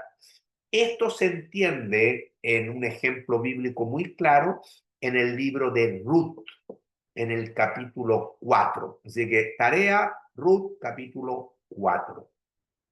¿Ya? El levirato, ¿ya? Eso fue lo que hizo Boz al casarse con Ruth. Pero a él no le correspondía. Había un pariente más cercano de Noemi que él, que Boz. Y él tiene que decirle al pariente más cercano, toma tú a Ruth, a pesar que a Boz le gustaba la idea de tomar a Ruth, a Boz. Pero él tuvo que ir a pedirle, a dar la prioridad para que fuera el esposo de Ruth, el pariente más cercano. Pero el pariente más cercano ya dijo, a mí no me interesa. Y se fue. Entonces vos tomó a Ruth, ¿ya? Y fue, sí, hermana Ilia. En este caso no se consideran los sentimientos personales. Y si era un viejo o una vieja, toda ya fea, pestosa, que él no la quería, estaba obligado. Yo no creo que sea justo. Bueno, la verdad es que todos los matrimonios en el Medio Oriente, yo diría que no son justos del momento en que son arreglados, ¿ya? Por eso que es totalmente diferente. No podemos, digamos, pensar en el siglo XXI, con nuestro trasfondo occidental, lo que pasaba en aquel entonces. La pareja de desposados, más o menos a los 15 años, 14, 15, 16 años, era un arreglo contractual de los padres. Sí, Muchas entiendo, veces ni siquiera pero si se el hombre conocían. si el hombre se rehusaba a tal forma, ¿cómo le iba a dar herederos? Claro, no, pero para Dios era más importante dar esa herencia y además el ambiente generalizado era donde no estaba privilegiado el amor en la pareja, ¿ya? ¿Por qué? Porque todos los matrimonios, tanto dentro de Israel como fuera de Israel, en general eran matrimonios que estaban preparados, había también transacciones comerciales. No solamente las hijas, por ejemplo, recibían dote del papá, sino que el novio pagaba un precio por adquirirla a ella como esposa. La hija siempre, hasta soltera, era propiedad del padre. Cuando se casaba era propiedad del varón. Yo digo eso hoy día y me van a matar, especialmente las feministas, lo otro, por supuesto, hermana, yo le entiendo, pero hay que ponerse en el contexto de lo que era la sociedad de aquel entonces. Entonces, no es tan aberrante este tema de la ley del levirato. Tenía más ventajas que desventajas, pero así como dice usted, y si no se amaba y si él no la quería, es que así eran los matrimonios, incluso no el levirato, donde las uniones eran más bien de tipo conveniencia, de tercero, los padres. No, no era yo que me gusta esa chica y con esa me quiero. No, no era así. Yo doy gracias que yo no fui de esa época. Damos gracias al Señor que sí, sobre todo las mujeres tienen que dar muchas gracias porque esa época era terrible. Y incluso hasta era menos terrible si hubiese sido judía que si hubiese sido de las otras naciones, porque ahí, hermana, no le cuento todas las pellejerías que podría haber pasado, las injusticias. Es la ley del levirato. Yo lo digo que es importante conocerla porque es extraña, nos cuesta encontrarle razón al respecto, pero es una ley que el Señor realmente ya promueve para establecer igual un mayor ordenamiento, ¿ya? Y como le digo, más beneficios que defectos. Si no fuera por la ley del levirato, ¿ya? Y si vos no hace uso del levirato de Noemi, que rescata a Ruth a Noemi, mire, no tendríamos ya a Ruth exaltada al punto de que está en la genealogía de nuestro Señor Jesucristo. La genealogía de Cristo sería distinta. Impresionante. ¿Ya?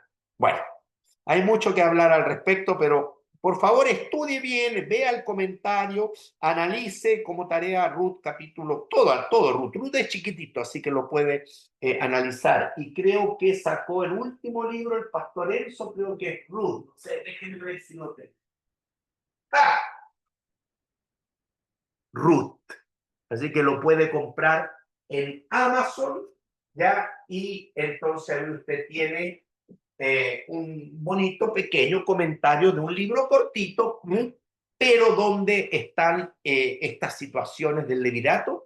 Y realmente cuando usted vea la historia de Ruth, usted va a decir, Dios es sabio, valió la pena que diera esta ley del levirato, porque si no, o sea, Noemi ya, no, ya acuérdense que realmente ella se cambia hasta el nombre, ya por totalmente desdichada, ya, etcétera. Bueno, no tenía vuelta. Y realmente la tristeza fue transformada en gozo y en gran medida por la ley del levirato. Así que Dios sabe, Dios sabe. Ok, vamos a terminar. Versículo 11. ¿Ya? Otro versículo también complejo. Si alguno riñere uno con otro, dos varones riñen, están peleando ahí, y se acercare la mujer de uno, la esposa de uno, se acerca, ¿qué hace? Por supuesto, va a defender a su esposo, ¿ya? Para librar a su marido de mano del que le hiere, ¿ya? Pero no puede realmente ya sobrepasarse en la defensa de su amado esposo. Y una forma de sobrepasarse es que alargando su mano ya asiere de las partes vergonzosas. Ella se equivocó, ojalá le hubiese agarrado del cuello, no sé, pero no le podía agarrar sus partes íntimas al varón. La parte íntima del varón justamente tiene que ver con la descendencia, tiene que ver con el pacto abrahámico. Por eso es que la señal del pacto abrahámico es la circuncisión, donde Dios dice ya que la descendencia yo la proveo a través de mi instrumento, el miembro viril masculino, y lo voy a separar, y por eso como señal del pacto abrahámico será circuncidado al octavo día. Son los designios de Dios. Y acá, en medio de este conflicto, la mujer puede dañar perpetuamente el órgano reproductor masculino, que es un instrumento que Dios utiliza para poder cumplir el pacto de descendencia, pacto abrahámico. Por eso la circuncisión, ya lo hemos visto. Entonces, el problema es que la mujer atenta contra los designios de Dios. porque puede dejar estéril a ese hombre y nadie puede dejar estéril a un hombre a menos que sea el mismo Señor. Ese es el principio que hay detrás de esto y es tan serio que es la única causa de castigo de mutilación en Israel. Todas las otras naciones, y hasta el día de hoy, tienen penas de mutilación. Anda a robar allá, no sé, en el mundo islámico y a lo mejor te cortan la mano. En aquel entonces habían muchas mutilaciones en Canaán y fuera de Canaán. Israel nunca, Dios nunca ya estipuló mutilaciones como castigo. Usted lo acaba de ver. Varillazos y máximo 40. No había cárceles en Israel. Lo más cercano a una cárcel fueron las ciudades de refugio, ¿ya? Para un asesinato involuntario, para que se protegiera de quién? De justamente el vengador de la sangre, que era el Goel, el pariente más cercano. Entonces, esta es la única excepción que hay donde el castigo a la mujer que atenta contra el aparato reproductor masculino, aún con una causa razonable que sería defendiendo a su marido, sí, pero el fin no justifica los medios, dice el comentario, por lo tanto, hay excepciones, ¿ya? Y no puedes ya golpear, dañar la parte de procreación masculina, ¿ya? A esa mujer le cortarás entonces la mano y agrega, no la perdonarás. O sea que para Dios es tremendamente drástico e importante este pecado, ¿ya? Cuando dice no la perdonará es porque enfatiza la gravedad, ¿ya? Uno dice, pero qué brusco. Sí, es demasiado brusco, a mí también me duele, pero en el concepto de Dios no es tan brusco. ¿Saben por qué? Porque esa mujer tendría que ser condenada a muerte. Y Dios prefiere no condenarla a muerte, quizás porque la intención no es errada, o sea, proteger a su esposo, pero comete un pecado que la podría haber dejado condenada a muerte, pero en lugar de eso, entonces Dios da una enseñanza que es la única mutilación que se permite en Israel. Su mano es cortada. Así es como veo yo este pasaje complejo, ¿ya? Bien. Y luego, versículo 13 al 16, nos habla acerca de la honestidad. No tendrás en tu bolsa pesa grande y pesa chica. No vas a estar jugando con los pesos a favor tuyo, conveniencia tuya, cuando vendas grano, cuando vendas, no sé, desde naranja, no sé. Ni tendrás en tu casa efa grande y efa pequeño, tendrás pesa exacta, serás honesto cuando comercies ya con productos agrícolas principalmente, pesa exacta y justa tendrás. EFA cabal, ¿ya? Es decir, la EFA, ¿cuánto mide? Tanto, bueno, así, no la vas a achicar para hacer perder al comprador y tú quedarte con una ganancia deshonesta. Justo y justo, efa, cabal y justo, esa tendrás, para que tus días sean prolongados sobre la tierra que Jehová tu Dios te da. Dios es el dueño de todo, Dios te da la tierra, Dios por ende te provee y tú como hijo de Dios debes tener fe que tu provisión siempre vendrá de Dios. No vengas a usar una manipulación personal, arbitraria, engañosa, ya para asegurarte tu provisión, ni tampoco para asegurar mayor ganancia, porque estarías engañando y ofendiendo a tu prójimo. Así que tienes que en todo mostrar honestidad. Esos versículos hablan de honestidad, honestidad comercial. Mi hermano, a veces cuesta. Yo sé que cuando yo en Chile iba a la feria, ya me di cuenta que algunas pesas estaban media adulteradas y nunca más le compraba a esa persona fruta, por decir algo, porque era engañoso, ¿se dan cuenta? Y eso pasa en todo orden de cosas. Pero a ti, Israel, pueblo mío, especial, separado, te vas también a tener que distinguir en ser honesto en todo, especialmente cuando hay dinero de por medio, cuando hay transacciones comerciales de por medio, pero en todo debes mostrarte honesto. Así que esa es la enseñanza, ese es el principio que hay detrás, porque abominación es a Jehová, tu Dios, cualquiera que hace esto, cualquiera que empieza a manipular pesas, balanza, digamos, efas, es decir, a achicar a su conveniencia productos, digamos, cantidades volumétricas, etcétera, etcétera, Dios no puede ser burlado.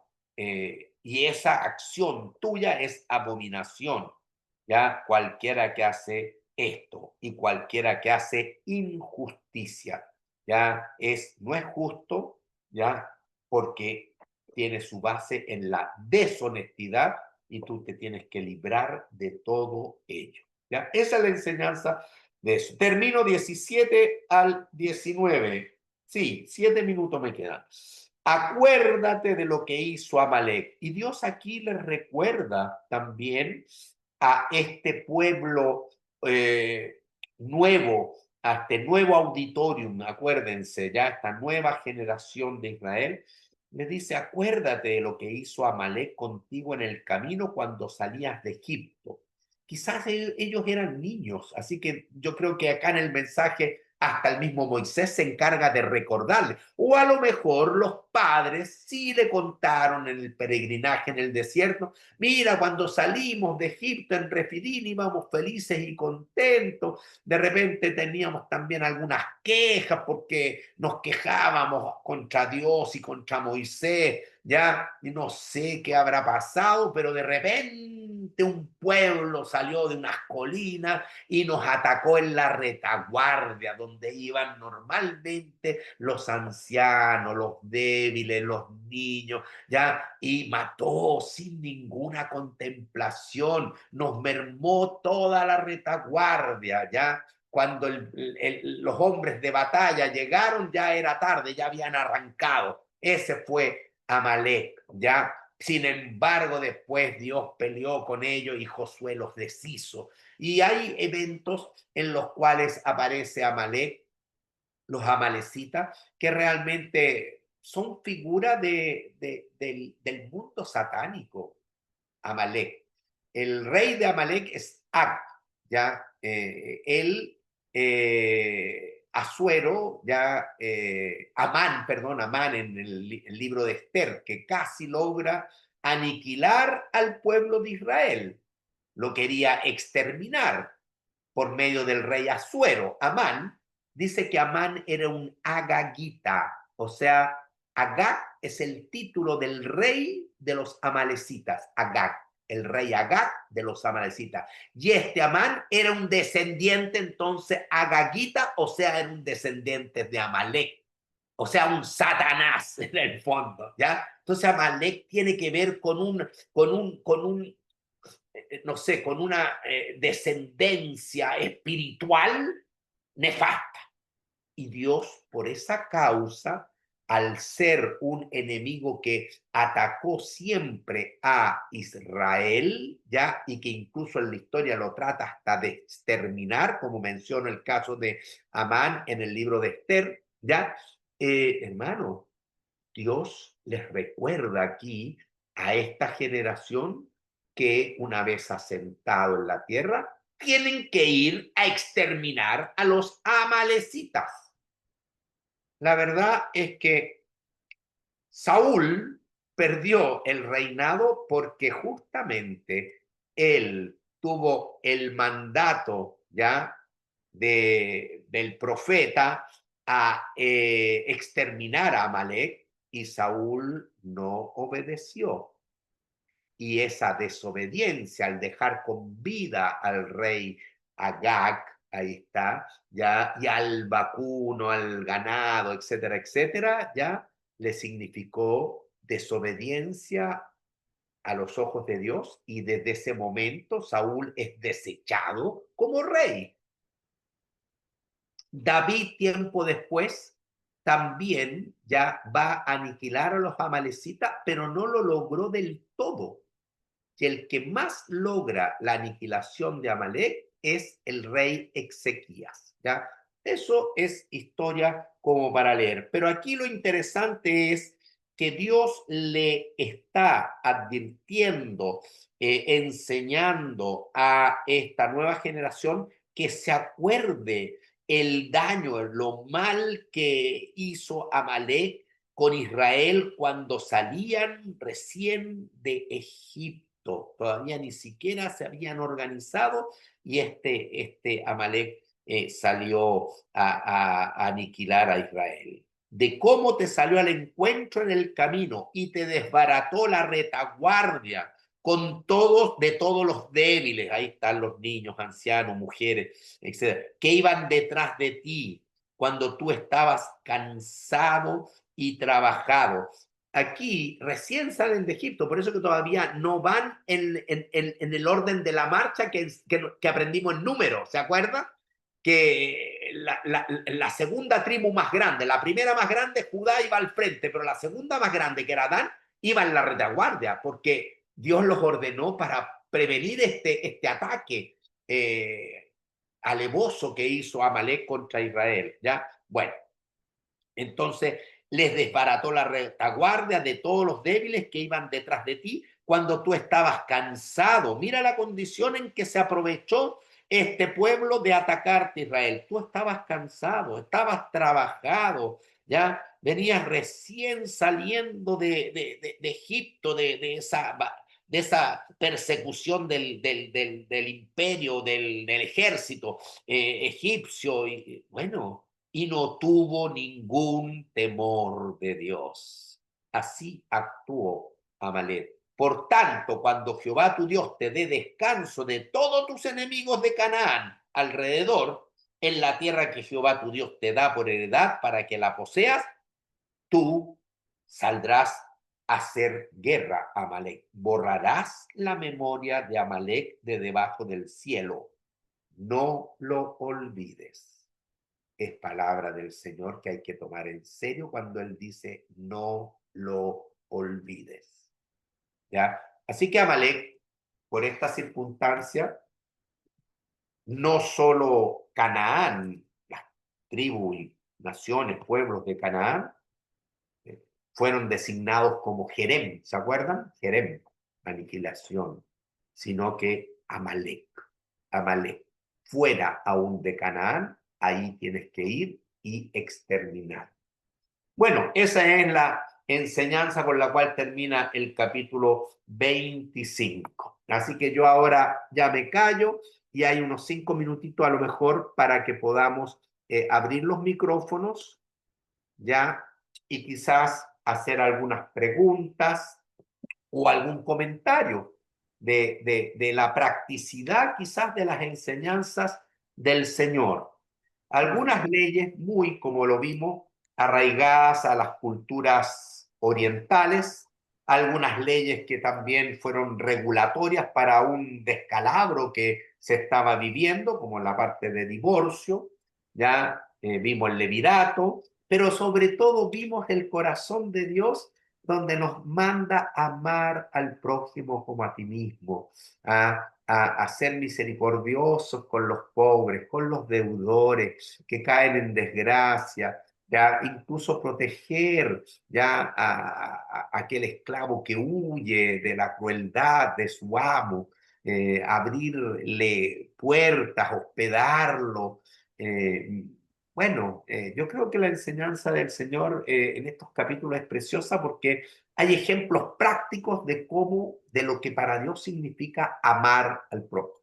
Analícelo, Amén. estúdielo y a lo mejor usted puede llegar a decirle, Señor, yo no estoy practicando esto, ayúdame, ayúdame de ahora en Ujú, adelante a practicar, a mostrar el amor en este ejemplo que me has mostrado. Yo creo que ujú. eso sería interesante.